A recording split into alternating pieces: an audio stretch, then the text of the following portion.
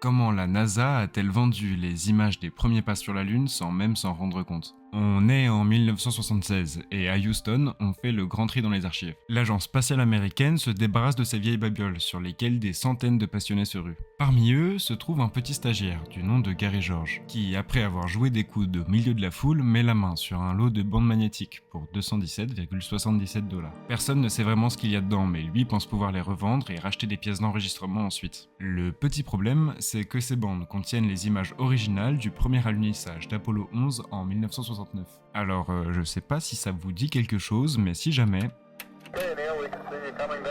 ces images sont celles qui ont été diffusées à la télé, partout autour du monde, mais en qualité brute, bien meilleure que ce qui avait été retransmis à l'époque. Ce que personnellement je trouve le plus fou dans l'histoire, c'est que la NASA ne se rend compte de la bourde qu'en 2006, alors qu'ils cherchent des images d'archives pour fêter les 40 ans de l'exploit. Alors des employés essayent bien de convaincre ce bon vieux Gary de rendre les bandes magnétiques, mais l'ancien stagiaire voit plus loin. Il refuse et en 2019 organise une vente aux enchères qui lui rapporte pas moins d'1,8 million de dollars. Un petit pas pour l'homme et un grand pas pour Gary.